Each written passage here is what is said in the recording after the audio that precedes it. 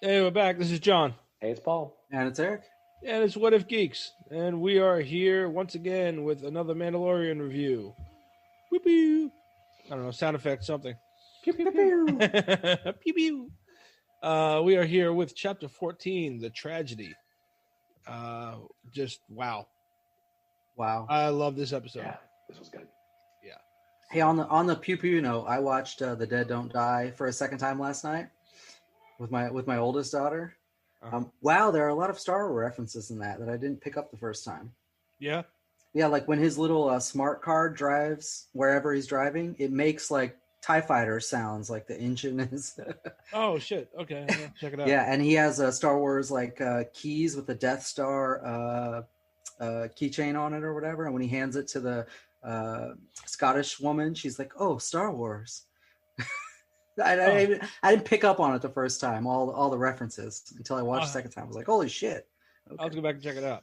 That's cool. And he keeps saying like this is going to turn out badly every time, even though that's not a direct. I feel like that's a reference to a Han Solo line from Star Wars. Yeah, I've got a bad feeling about this. Yeah, exactly. He keeps saying it over and over. Why do you keep saying that? It's in the script. I love that movie. It was great. All right, so on to another tragedy. No, you're good. On to another tragedy. Another tragedy. We can. Who wants to go first? Want to let Paul take a break? Save his voice. Don't want to get hoarse. All right. So we launched this episode straight to Tython. We're going to find that super special rock on the top of a mountain, which across a massive fucking planet Mando finds right off the bat. And the only problem is he has to land 100 yards away from it. But anyway. As with everything else, like I pointed out last episode, he's got to land and walk. It's very convenient, for sure. So he lands and they walk up to the top. He sticks the child on the rock. Before that, while they're on the way, they have that little interaction in the Razor Crest.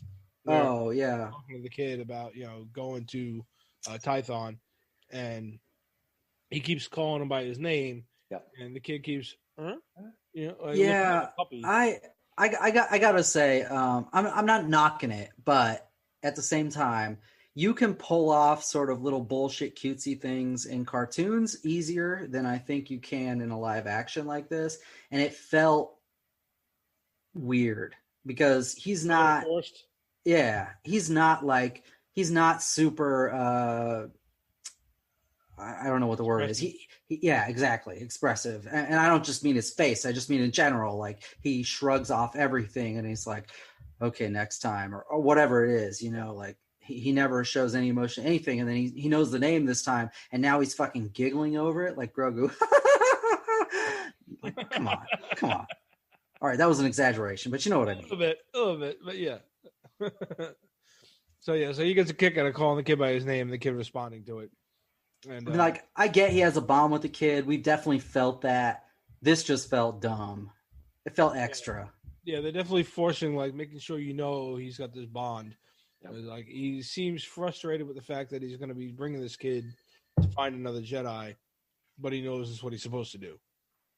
So he holds up the ball from the control panel, and the kid takes it with the Force, and he says, "Really good, kid." And he's like, come on, don't you want to learn more of that Jedi stuff? But he says it in a way that sort of scared the kid. Yeah. Right? Because his ears sort of go down and he's like, oh, I'm not mad. Good job. Yeah. Yeah. Just because he got excited and it was like, what the fuck? Yeah. Because again, you don't show emotion. Now all of a sudden. Yeah. It was a little over the top. I'm not knocking him for it. It's still probably one of the greatest Star Wars properties they've ever come up with. So easily. Don't get me wrong, but I just feel like he's definitely letting Filoni sort of guide things. I think is pushing it a little more towards the Rebels, Clone Wars cartoony side of things, which doesn't necessarily work with real people. No, but. And not even just not real people, but not the real people that they built for this episode, right? Like he is the stone-faced man with no name, Clint Eastwood. Like he's not going to laugh at, a kid named Grogu. That's just not going to happen. Yeah. So it was definitely a little forced, but I mean, I guess they only got a couple episodes left to say whatever they're going to say. So they go through that, and then he realizes he can't land by the stone, so he lands 100 or 200 yards away, like always, and they walk up there. Don't they jetpack up there? Yeah, they do. The jetpack. Because the kid even does this little like wee. Oh yeah, he said we're gonna have to we're gonna have to open the windows or something like that. Yeah. So he flies with the kid, and the kid does that little wee kind of sound, and they land, and he brings him over to the rock, and he's like, "All right, so don't you do your thing now, or whatever the hell he says to him." Like, go. It could have been even more over the top, where he was just like, do it, Shazam. Right. So thankfully they didn't do all that shit. But he puts him on the rock, and he's telling him like, you're supposed to do your thing. This is what Ahsoka said. I put you here, and you're supposed to call out to somebody, right? And the kid's just sitting there looking at him like, whatever, Yeah. And immediately you hear something, and he looks up, and you see Slave One flying into the atmosphere. Awesome. Boba Fett's here. I absolutely knew this was coming, but it was still super cool to see the Slave One fly in. And it's like, oh, it was amazing. God damn it! I almost weed just like Grogu. Yeah, exactly. Here we go. So it's the Slave One flies in the atmosphere, and Mando's like, "All right, stay here, kid." And he takes off, and of course, right after he takes off, the kid starts.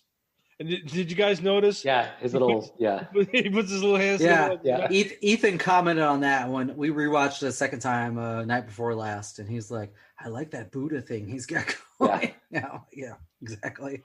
Yeah, he makes a little Buddha pose, and he starts concentrating, and it just starts to glow, and you see like a blue light and blue energy coming off of the rock, and I guess they're symbols around the edge of the rock. Yeah, like Jedi hieroglyphs, symbol, whatever. Going around the rock. So he goes down, and he meets up with Boba and tells him, he gets into a standoff with Boba Fett, and Boba's like, he's standing there in his robes. He says, basically, you've got something that belongs to me. I want the armor, and he says, what he makes reference to. He says what he says to the marshal in episode 1. He's like, "You're gonna have to peel it off my dead body." He's like, "No, my armor." Right. Yeah. Yes. You got it for the marshal. Yeah. He says, "I want the armor." He says, "You have to peel it off my dead body." He says, "No, my armor." The armor you took from Tatooine. Yeah. And then he lets him in on the fact that he's got a sniper hiding up on the mountain. And he says. And he says it belongs to the Mandalorians, and then he asks, does he ask him at this point whether or not he's a Mandalorian? And Boba Fett says, "I got it from my father." Yeah, he doesn't. At first, he doesn't give like a solid answer. Yeah, he keeps. It's something to the effect of like "it belongs to me" kind of thing, and he doesn't really answer the question. But then Mando pushes him, and then that's when he says it belonged to my father. My father got this from the, I don't know, whatever, the Mandalore. Yeah, and we'll get more into that later on. But he reveals that, I've got a sniper trained, and he's like, "I can take you both out." And he says, "She's not aiming at you." And then you scale up, and you see Fennec Shand laying on the mountain, aiming at the kid. So, Mando agrees to put the jetpack down and chill out for a second. She puts her weapon down and comes down the mountain. So he says, and that's another thing too. When he's Mando's talking to Boba Fett, Boba says, he tells him, because he basically asks him who he is, and Boba says, "I'm just a simple man trying to make his way through the universe," which is a direct callback to Jango Fett speaking to Obi-Wan in was it Attack of the Clones, when he says, "I'm just a simple man trying to make his way in the galaxy." Yep, when he's on whatever the hell that planet's called, Camino, which is also the same badge that the Imperial guys are wearing. Yep. Camino clone. Yeah. Yeah. We're all tied together. It's all coming back together. Yep. So Mando tells Fennec he thought she was dead, and she pulls away her robe from her ribs, and she's got cybernetic implants. And he's like a peel away abdomen, apparently. Right. Yeah. Which is always good, you know. So she says, I was as good as dead if it wasn't for Boba Fett. So he saved her apparently. So apparently he could also build cybernetic body parts. I gotta complain right now, though. I'm gonna complain a lot right now, actually, because we went through this whole thing about what happened in, was that episode 5 of season 1? Or was that episode 6? One of the two. Something like that. Where they're on Tatooine, she gets killed, and then this mystery character pops in. Mystery character pops in the scene. He's got the whole like chink, chink, chink, like he's got spurs on something. Yeah, where I said it was Boba. Yep. And I said no chance.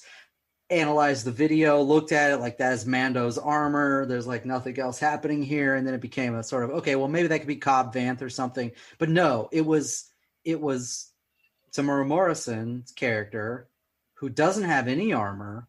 Why is he chinking? They re-show it in this episode, and now he has leather knee pads, not Beskar, and he doesn't make any chinking sounds when he walks up to the body. And I'm kind of mad because I feel like they just either they teased it on purpose and then completely redid it, or they thought about it after the fact and they were like, yeah, this doesn't make any sense. We got to do something better. Well, they photoshopped out Jeans guys. Right, Admiral Jeans guy. True. Admiral Jeans guy. Kind of made me mad, though. Like, they re-show that scene, but it's not the same scene. It's Fennec there, but there's a different guy in a different armor with no chinking sounds walking up to the body. Like, that's not what you showed us. Yeah. Sorry, guys. Yeah. Like, fuck you at this point, you assholes. Uh-oh. They're starting to turn Eric to the dark side. No, I'm not. Honestly, I'm not even mad about it. It's one of the greatest shows that Star Wars has ever envisioned. I love it. The Ewok adventure. And the Star Wars Holiday Special. It's better than Rian Johnson's movie. Yeah. There's no joke there. This is just No, but seriously, this is good Star Wars. Like, honestly, it's good Star Wars, but I am mad about them sort of retroactively changing plot line stuff. Like in a blatant way where it's like, oh, not only am I changing this, I'm going to re-show you what you think you saw, and it's a completely different fucking scene. Like, fuck you, man. Come on. Yeah, I get it. So, all right. So, yeah, here's where they discuss the armor, and Boba tells him that, it belonged to his father, and Mando says it belongs to the Mandalorians. So Boba offers the safety of the child and both the child and Mando's lives in exchange for the armor. And before they can even do anything, another ship drops out of fucking hyperspace and lands, and there's a whole bunch of fucking stormtroopers coming out of this thing. Well, before we get there, Boba says, I've been tracking you. Yes.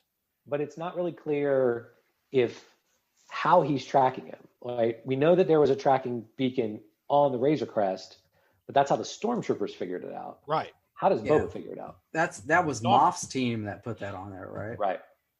Boba's tracking his armor. Oh, is that how it was? If you think about it, he's got his jeep in the armor. Yeah, but what's he tracking with? Like, in theory, he comes out of... Hold on a minute. Not to knock anything you're saying, but when did Boba Fett end up in the Starlight Pit? 6-7 years ago at this point? Yeah. Sure. Okay, and then he somehow got out, presumably soon, because if you were in the Starlight Pit for like 3 months without eating, you would be dead. So he had to have got out quickly. Okay. Now, somehow, he's tracking this armor. He's never made an attempt to grab it from Cobb Vanth, the fake-ass Cobb Vanth that they had in this. Not a badass guy, but this like, oh, yeah, I'll give you the armor. Fuck, just help us kill the sandworm here. Yeah. He didn't confront that guy at any point. He didn't confront anybody else. He didn't go kill any Jawas that were holding his armor, because that's where Cobb Vanth got it from, right? And he just decided, oh, well, shit, Mando has it now. Fuck it. I'm all in. I'm gonna fucking track you across the galaxy. And he comes out of the Sarlacc pit on Tatooine, right? And so he doesn't. Yeah. And somehow, while it's still on his armor's still on Tatooine, he doesn't go get it. But now he can track it in the Razor Crest halfway across the outer rim. Yes. Right. I'll repeat what you said earlier about. I love this show, bro. Yeah. I love this show. I'm not. This is not talking shit about the show. It's just like, come on, give us a little credit. Yeah. Like, I'm going to love this regardless of what you do. You can dangle dumb shit in front of my face and I'll say, ooh, that was so wonderful. But don't treat me like an asshole. Come on. Maybe they're gonna explain it later. Who knows? Yeah. Let's get through this episode and then figure out if we're I think you mean explain it away later, because you can't actually explain the bullshit that they've come up with so far. They'll explain it away later. Because somehow he's got this badass stick that can break stormtrooper armor. Granted, it made stormtrooper armor seem super plastic, but he could have used that on Cobb Vanth and it'd have been over, and he'd just taken his arm back from him. We're not even there yet, but as long as we're in the spirit of complaining, I just want to say this too about this episode. These fucking stormtroopers they're trying to go after these guys, right?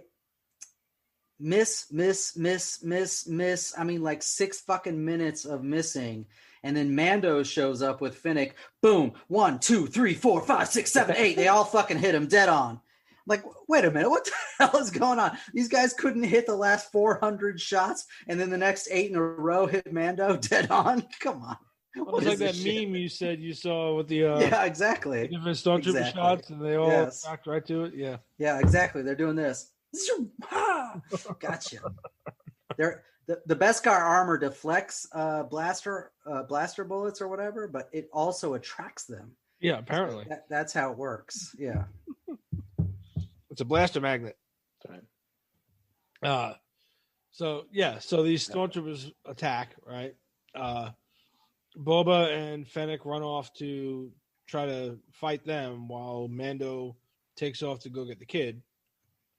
Sees the kid in the big blue force light, and he's like, we got to go. Let's go. We don't have time for this anymore. And he gets knocked on his ass by the energy, right? Mm-hmm. So was it Boba and Fennec are fighting the stormtroopers. This is when you finally get to see why, or they give you a reason now why he's been so loved by everybody for 30 fucking years. He goes off on these fucking stormtroopers. Yep.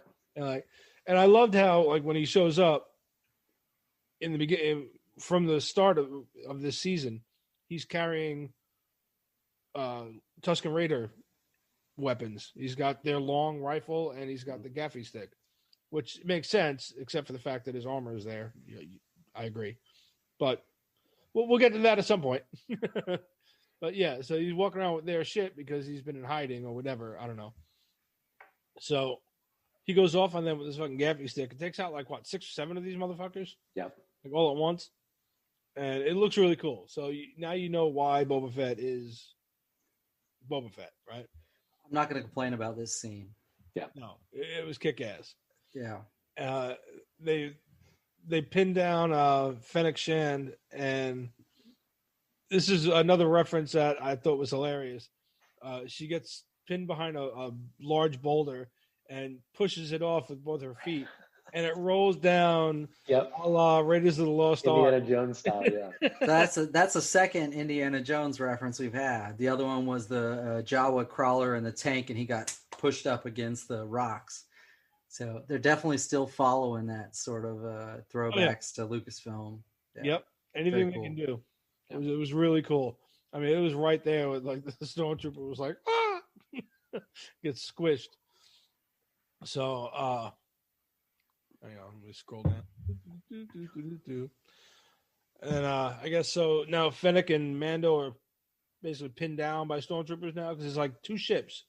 A second ship shows up and more come running out. Yeah, second one in another group. Yeah. I knew from the get-go on this though that they were all fucked. Not the heroes, but the other people. As soon as that shit set down, I said to my older daughter and my son who were watching it with me, this is 2 Mandalorians and 3 bounty hunters. I know it's only 3 people, but it's 2 Mandalorians and 3 bounty hunters against a handful of stormtroopers. They are fucked. Yeah, like there's no chance. Yeah, it was like right as that second squad come running after Mando and Fennec, you cut to Boba and he's standing across from the Razor Crest, and he looks over and he sees the hatch open and his armor sitting there.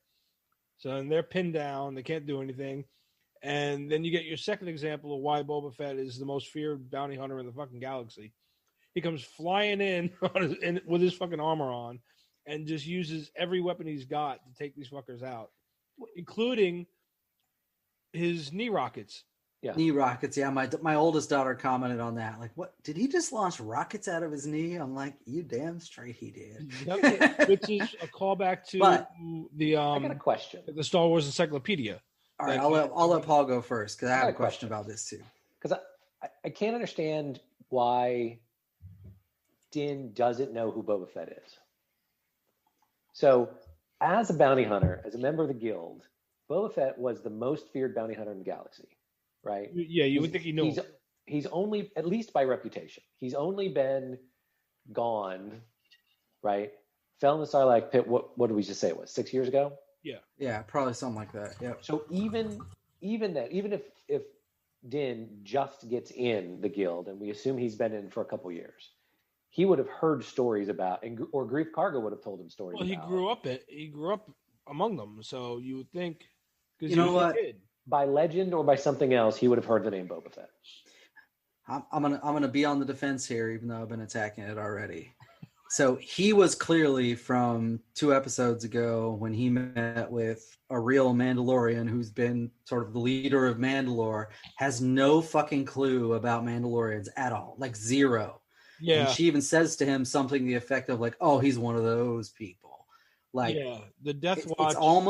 It's almost making fun of sort of a modern day religious sect of people that are like out of tune with the real world. They put him in that box. Like, he doesn't actually know what's happened. He doesn't actually know any of the history. Like, he just took a creed and he's still living in it. Like, like, what is wrong with that guy? Yeah, and I feel like they've kind of pushed that already. I would agree with that. I think that they kind of like they pick and choose what history they want to tell their people. Yeah, it's kind of like I felt like, oh, he's one of those Amish guys. Like, but he's not lived like in a commune or something like that's not. Well, I think that is when we're introduced to him.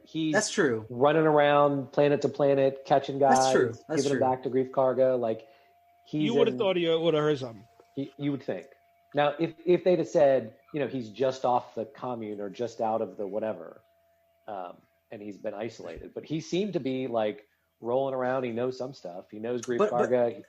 He should have heard the legend. At the same time, he's got some of that, sort of real world thing, like confirmation bias going on, because when he meets other Mandalorians, 3 of them, he says something about the creed, right? And they're like, oh, he's one of those. And then when he meets Boba Fett on this planet in this episode, he says, oh, did you take the creed? Like, you already learned there's a bunch of Mandos that don't know shit about your creed. Yeah. Why are you asking him that question? Like, right. that isn't a real Mando, trait.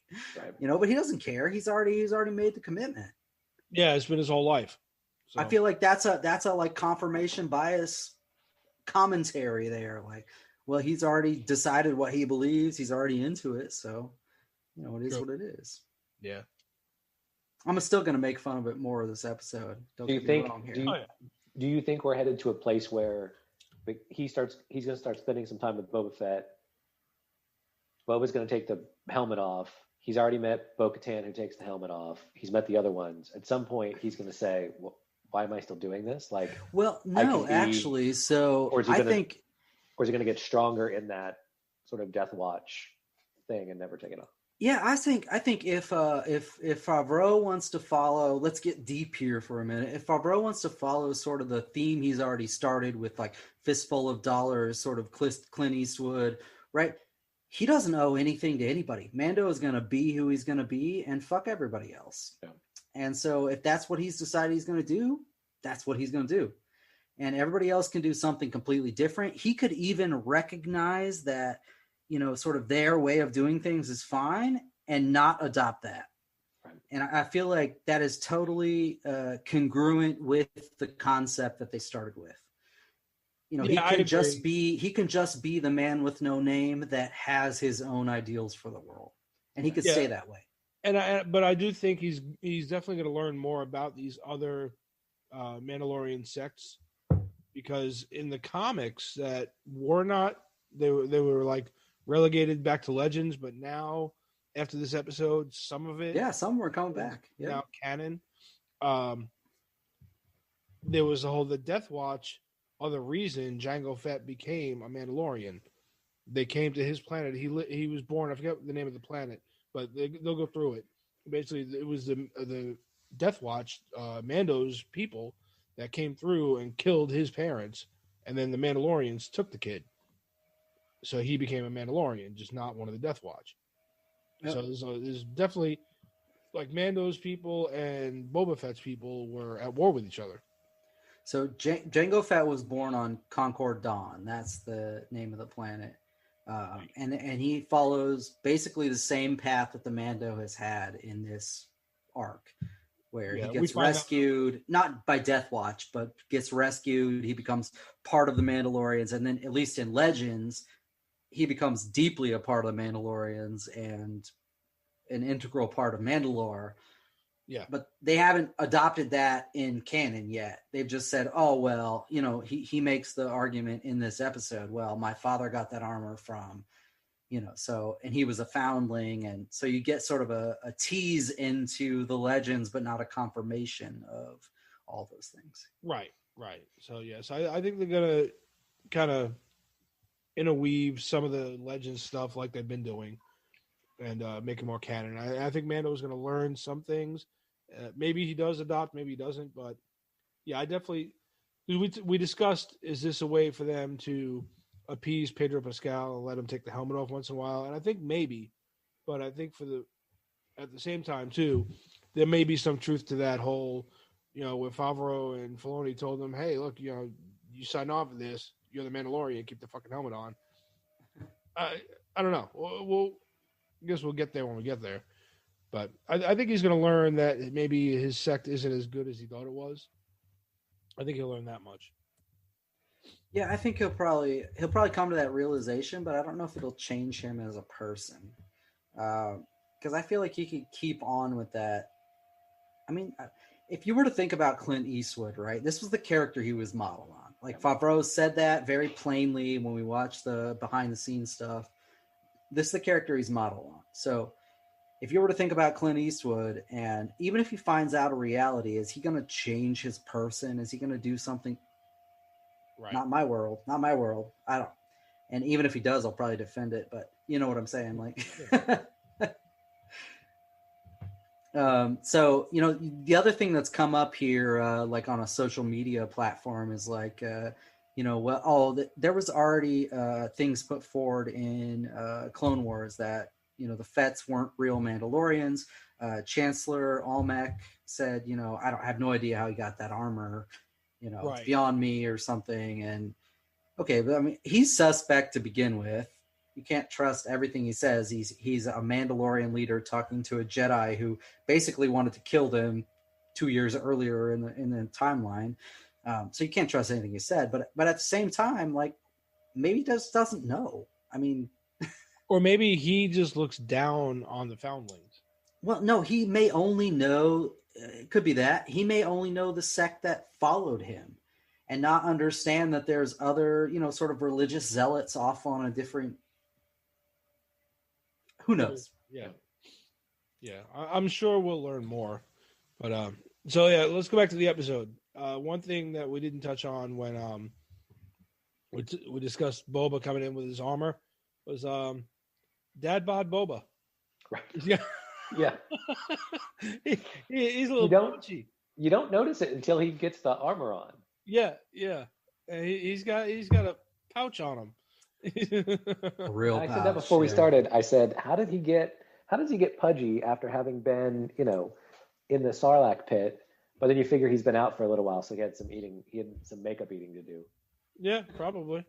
Sitting around Tatooine eating womp rats. I don't know. They're super greasy. Yeah, they're real greasy. Oh, God. So, yeah, so he had a dad bod going on, but that was kind of funny.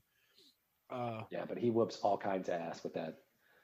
What is that thing? The Tusken Raider weapon? What is that thing called? Gaffy stick. A Gaddafi's gaffy stick. Yeah. He doesn't just have a gaffy stick though. He has all the weapons. Like he's got their long rifle. It's everywhere. Yeah.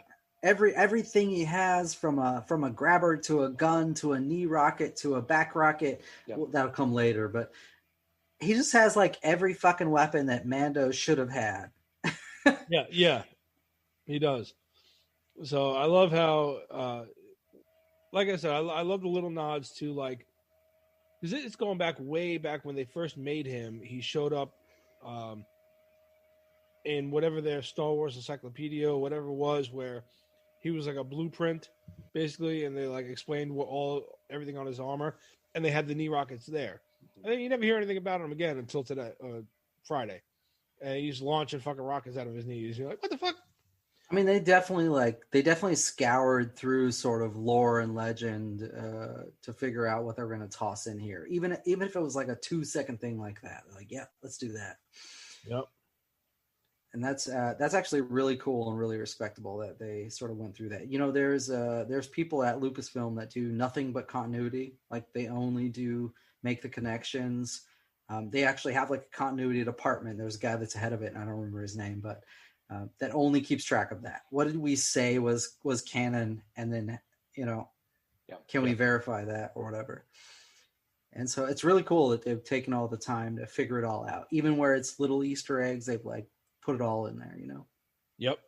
Like the Camtono, the ice cream maker. I mean, that's a great prominent example, but it's so far from what they've actually done, which is every tiny little detail they could come up with. Like, oh, let's put the pole from the garbage compactor in the fucking alleyway on this episode. Like, it's so random, but it is crazy. It's because fans made it, right? Filoni and Favreau are fans. Oh, yeah, I think you're right. Yeah, that's all it is.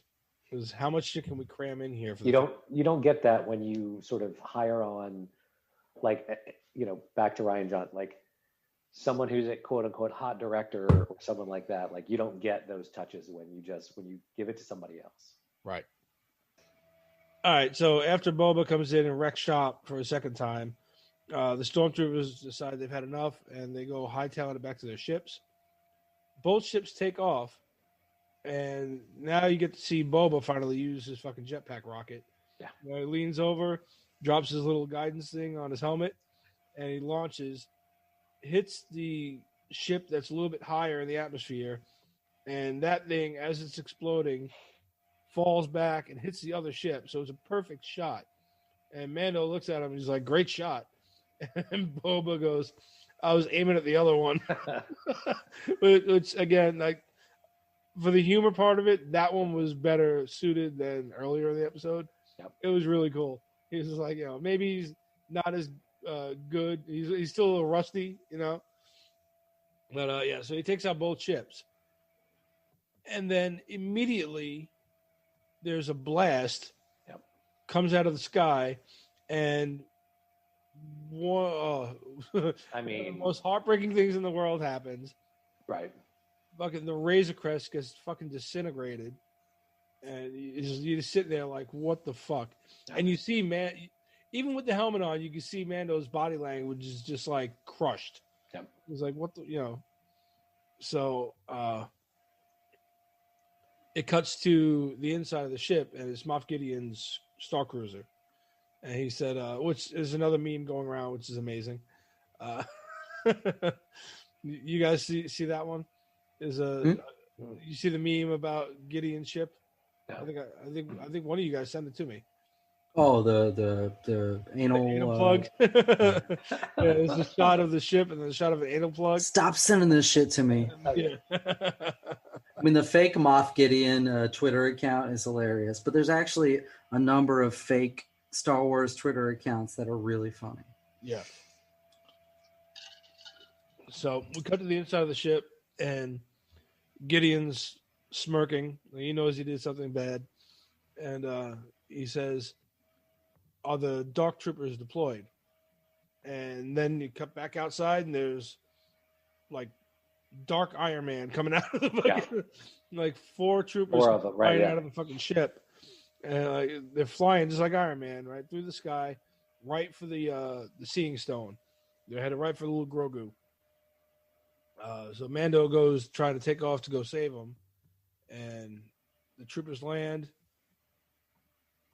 This is when you, I guess his little seance or whatever finishes, because he sits there for a second and then does what he always does. He passes the fuck out. Sleepy time. Yeah. Nap time, and he lays. Yeah, I can't help but think of that Honey Badger YouTube video. Like, oh, you're such a little sleepy fuck. Yeah. Every time this happens, like it happens on this rock. Later in the episode, it'll happen on Moff Gideon's butt plug destroyer or whatever it's called. He's like, oh, you're such a sleepy little fuck. Right? I'm pretty sure he says that line from the Honey Badger video. Oh my god. So he passes out and the Dark Troopers land, snatch him up and take off. So Boba Fett is now in Slave One again, chasing after them. He's about to lock onto them. And they tell him to call it off because they've got the kid. So they take off into the ship. Boba Fett lands, and that's when they have their more of. That's when he and Mando discuss the armor again. And it's when he comes to Boba Fett. Good.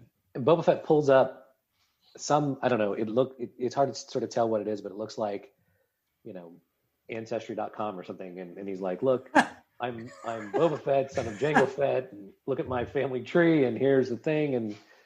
And Amanda's like, oh, he was a foundling. Oh, okay, then that armor's rightly yours. Yeah, it's everybody who's had that armor, basically, is what that was. So he's like, this is me, this is my father, and then whoever else before. Ancestry.com, but on Star Wars. Yeah. Look, here's how it is. Armorcestry.com. Right. So he explains it's mandosunite.org more likely, but yeah. Right. So he explains, yes, my father was a foundling. He fought in the Mandalorian Civil Wars. And Mando says, okay, well, then the armor is yours. Yeah. And, he says the deal's done. And Boba Fett says, no, it's not. He's like, it's definitely not done. He says, I told you that, I told you the kid would be safe. And until the kid is safe, we're with you. So now, again, you got 2 Mandalorians / 3 bounty hunters. Yep. Get ready to wreck shop again. That's right. I was really hopeful in season 1 that he was going to sort of build a crew with what the hell's that guy's name? Nick Nolte's character. Quill. Yeah, I was really hoping for it. And now it seems like it's actually going to happen. He's going to have a real crew. He's got him. He's got Boba Fett, which is basically the other Mandalorian bounty hunter. And then he's got Fennec Shand, who's sort of the very vulnerable but super competent bounty hunter too, right? Yeah. Sharpshooter or whatever. Yeah. So I think this could be a really cool team. They've already taken out 2 full ships full of fucking stormtroopers who are useless and can only hit the Mando and no one else. But anyway, I think there's more. And yeah. That's what's that guy, that weird blonde-haired guy with the spiky hair that says, "But wait, there's more." Oh, I know. Yeah. It was the ShamWow commercials or whatever. Yeah. It's exactly what's coming right now because, well, go ahead. Yeah. So no, I mean you can keep on going if you want. but wait, there's more is very true because we know now. I think by the end of this episode that they fly off to Navarro 7. To Navarro, right? And so we learn a couple things. One, he's looking for Mayfeld. That's Bill Burr, who played the prisoner guy in season 1, episode 6. Yeah, so we get back to Navarro, and he goes to see Marshal Cara Dune. Yeah, and that's the other piece of interesting stuff we learn here. Last episode, we talked about what does the badge mean? Is it a communicator? Blah, blah, blah. Well, we know now. They make it very clear in here. Now she is an official marshal of the New Republic. That's what that was. That was sort of her, not inductance because she was reluctant to be inducted, but it was sort of like you could be who you want to be, Cara, but you're also a New Republic marshal now. Here you go. Yeah. Enjoy. Pretty much. And it was like it became kind of cop drama right there because she's sitting at the desk and he's like, well, hey, officer, I need a favor. Can you look up this prisoner for me? And she's like, rules say I got to do blah, blah, blah. Right. And she's all of a sudden, she's now like a by the book cop. And he's like, I need your help. I need you to find me a prisoner. Well, I don't know. The book says I got to do this, blah, blah, blah. And he goes, they have the kid. And she's like, oh, okay, cool. Yeah. Well, in that case. So she starts looking up prisoners, right. And he's looking for Bill Burr. So he's going to go break him out. Yeah, which is cool. So we're definitely building a team here. But so is he going to take her? Or is he going to go get? He's going to go get Bill Burr. Are we doing another porn movie, or he's going to take her? But usually these things happen in like groups of 5 or 7, right? So. Oh, it's a different kind of porn movie than I was imagining. But yeah, I could see that. All the good ones.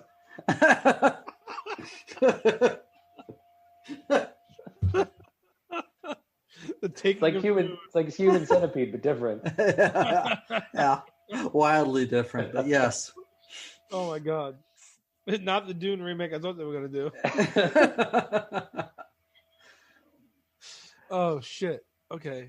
Yeah. So I don't know if Cara Dune's going to be part of this team or not, or if they're just going to. Well, I hope so. I mean, I would like her to be, but or Fennec Shand is going to be really exhausted. That's right. The Fennec 500. Oh, this took a turn. Well, I think maybe she could be like, hey, someone's got to fill in for me as my. Don't say fill in, please. It's not appropriate anymore. Fill in these gaps. Oh, don't talk about gaps either. Oh shit. All right, so they're looking for Mayfield. Let's go back to the butt plug. Stop sending me this shit. Even more appropriate. Oh god. So we cut back to Gideon's ship, and the cell door opens, and he's standing in the doorway, and I love this. There are 3 stormtroopers getting their asses handed to him by Grogu. Yeah. He's just standing there on the little bench, just like making them dance. Yeah. It reminded me a little bit of you remember Hulk in the second to last Marvel Avengers movie where he's just like slamming them like boom boom. That's exactly what I thought of when I saw this. Like, oh god, these poor guys. And then Gideon's like, wait, hold on, let him finish. Yeah, let him finish. He's like, no, guys, let him go. And then it turned into the Honey Badger YouTube thing, and he's like, oh, that's so sweet. You're such a sleepy fuck now. Okay. Eric, he force chokes 2 of them, and you see his eyes get narrow, like, oh, I'm going to take your ass out now. So I think Mando's starting to rub off. So, yeah, but that's when he starts to get a little tired, and Gideon walks over to him and ignites the Darksaber. And he's like, do you recognize one of these? And he's like, basically like asking him, do you remember this from your time in the temple or whatever, you know what a lightsaber is? Mm-hmm. And the kid reaches out for it. And he's like, no, you might hurt yourself. And so he tells him, yeah, you're getting kind of tired. I know it takes a lot out of you. And the kid passes out. And he says, put him in shackles. Yeah. And my first thought was, what the fuck? And then they cut to he's laying on the table with these teeny tiny shackles on. Like, what the fuck? Like the galaxy's smallest pair of handcuffs. Yep. It wasn't that funny. What's going on at your house? It's not my house. Not sure. Paul's house. Oh, that's Paul's house. Oh. Yeah. Something super funny's going on in there. Probably not what we were just talking about. Maybe they just watched this episode of Mando. Probably not what we were just talking about. You never know. Oh my god. So yeah, and I think that was like the whole episode, right? Yeah. Yeah, pretty much. Yeah. So tell him to stop tickling Coleman. Yeah, right. All right, so I just have one more question before we close out. where the fuck did these assholes get tiny ass shackles like this? Like they just had them made already. They're like, oh, the tiny guy's coming. Make the little shackles Give again. it a wee shackles. Get the wee shackles. Oh God. Well, or it was like Chinese finger cuffs, and they just modified them. Yeah, I don't know. I would just assume that. Oh, one more thing before we go. Good. These guys had a stun setting on the blasters, and it was like a weird circle, like blue. It was like coming in to knock you out. Is that any sort of canon thing, or did they just make that up at this point? No, in A New Hope, when they shoot Princess Leia on the Tantive. Oh, I do not remember that. Yeah. Okay, I'm going to give you credit because I have no idea. There was a real stunning blaster. This isn't like borrowed from Star Trek. Zip, zip, zip, zip. Yeah. This is when, right after she sees R2 and gives him the plans, stormtroopers come in, he's out of there, and they're like, there's one, stop her. And bloop, they hit it with a stun blast. I don't remember that. All right. Yeah. I'm going to have to rewatch that later. Yes, sir. That is in there. So, yeah. So, all right. All in all, outstanding episode. I loved it. Small grievances aside. But, so yeah, all right. So now we got what? 2 episodes left? Yep. So what are we doing? I know the only thing we did not touch on was right before Grogu starts his little Ouija board seance, he sees a little blue butterfly. Yeah. And that's canon. Well, that's from Legends, but I think it's also canon in the cartoon. I think there's there's reference to blue butterflies, or you see them at some point in one of the maybe Clone Wars, but they're also in one of the comics. I forget who. I think it might have been like Kylo when he was a kid hanging out with Chewbacca. He was chasing blue butterflies or some shit. So it's got something to do with the Force. I don't know what. But. I don't remember.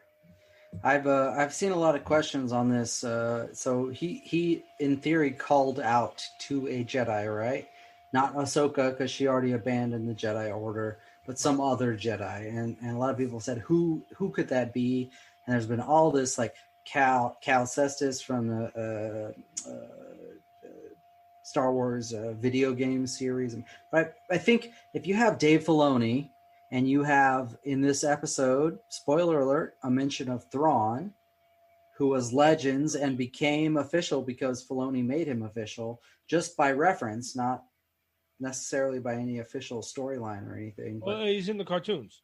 Well, no, he is, but I just mean like everything that happened in Legends didn't really happen in canon. It was just sort of this guy existed in Legends, and we had stories on him, and then in the canon Clone Wars, they said, he exists, but it doesn't confirm any stories or anything. Not really. Right. I mean, he's a blue-skinned alien. We know that much. They use basically the same template from the original trilogy of books for this character. Whether or not he's the exact same character, who knows? Because I haven't seen all the episodes. But yeah, I don't know. It's supposed to basically be the same guy. And so he is in the canon cartoons. He gets mentioned last episode. So I think your point was going to be you're probably going to see Ezra. Ezra, that's where I was headed. Yeah, Ezra Bridger. So people have asked this question: is it going to be Mace Windu? Is it going to be Luke Skywalker? I think if you have Filoni guiding this series, which he very clearly is, if you have Filoni guiding that, you have Filoni writing some of the episodes, and then you've got true sort of commitment to the canon. And the canon means Clone Wars 2, and it means Rebels 2. The only person to have answer this at this point is Ezra Bridger. That has to be the Jedi that answers the call. It's also the one who isn't played by another actor somewhere else, right? That you have to. That's true too. De-age, renegotiate a deal, something out like. Yeah, because if it's Luke, he's got to be de-aged. Right. This is before he's even started the temple, yep. Or the new Jedi Order. I mean, he could be thinking about it because I think this timeline would be right after Leia trains. It'd be 5 years after. Yeah. Yeah. Something like that. 4 or 5 years after. So it's still before Ben, before Kylo was born. But he'd be really young at this point. Yeah. Yeah, because I know really young. It's supposed to be like 30-ish years. Right? Well, so it's so I guess the new trilogy starts something like 26 years after the original ends. Okay, so, and obviously Kylo Ren wasn't born at the beginning of ROTJ. That happened later. So he's maybe 21, 22, 23, something in the new trilogy. Sequels. Yeah. So he'd be a baby. He could. We don't have like exact timelines, right? But something along those lines. He wouldn't be an adult certainly at this point. No. Yeah. So we could definitely have a situation where, because I guess in the canon comics, Luke doesn't start training him until a little bit later. So maybe Luke's just thinking about a Jedi Order. Well, so here's what I know about this, and I don't know if we should waste any more time because this episode is like an hour long already. But if they bring Sebastian Stan in to play a younger Luke Skywalker, I'm going to vomit on my dick. No, that's it. That's all there is to say about it. Yes, that has been a heavy rumor. I think they burn a lot of goodwill that they've got with Star Wars fans by bringing anyone else to play Luke Skywalker. Yeah, it would have. I hate the idea of de-aging. I don't like it. It doesn't look that good. We saw that in the sequel trilogy. It does not look that good. But fuck you if that's your answer. If you're going to bring in a different guy to sort of play him and not do that thing you could do, fuck them. Because just do it at this point. Mark Hamill is a very unique fellow. He's got a very unique acting style, a very unique on-screen presence. Particularly don't put Sebastian Stan in his place. Right. Fuck that. Yeah, I agree. I agree too. I think they're too. See, and again, I think this is a good spot where, and we talked about this a little bit ago, because they're fans, you get all the cool Easter eggs and the cool nods and the cool stuff. And I think because they're fans, they're not going to do that because fans will hate it. Yeah. Whereas if this were a bunch of other people, they would say, well, we want Luke Skywalker and we can't afford Hamill or he's too old or whatever. Just get someone else to play him. Who cares? Right. Like they're not going to do that. I don't think. No, I don't think they would. I think at some point, and it could be season 3, season 4, if you don't get a de-aged Mark Hamill as Luke Skywalker, you're going to at least get some type of mention of him because he's out there starting this shit up. So it's going to cross. It has to. There's no way it doesn't cross paths with this at some point. Yeah. But I think the safe money is on Ezra. Yeah. I hope so, honestly. And I bet it's probably going to be like a last episode type of thing. Like, he got the call. And cliffhanger, yeah. Mm-hmm. Yeah. He shows up, and then probably like the last thing you see is going to be like Thrawn's face at the very, at the very end. Like he's coming in with his armada or some shit. Well, that's part of the important references that we have here is that Ezra Bridger disappeared basically at the same time as Thrawn. Yes. And nobody knows where he is or what happened. And so bringing up Thrawn at the same time as you say, well, there could be another Jedi that he could connect with. Like, it's like, come on. Okay, yeah, fine. Do it already. Jesus Christ. It's like, this might be what's happening right here, this. Yeah, just dangling it over everybody's head. Yeah. So, yeah, I think Ezra's showing up by the last episode. But we shall see. 2 more, and then we're done for the season. Wah. So, all right. Anything else we got? No. That's it. This one was short compared to the other ones. This was 30 something. It was. We've had some really long and some really short episodes in this short season. Yeah. It definitely went by really quick. But they crammed a whole bunch of shit in there. A lot of cool Boba Fett moments. So people can stop complaining about them, I guess, now. Mm-hmm. But all right. Well, in that case, everybody, comment down below, and like, subscribe, ring a bell. Hit us up at whatifgeeks.com, whatifgeeks@gmail.com, Facebook, Twitter, Instagram, not Moff Gideon's Twitter, our Twitter. Let us know what you think and what you're expecting in the next 2 episodes. All right, we will talk to you soon. Good night, Tony.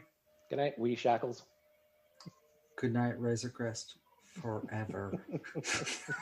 I knew there was going to be a forever. It still hurts.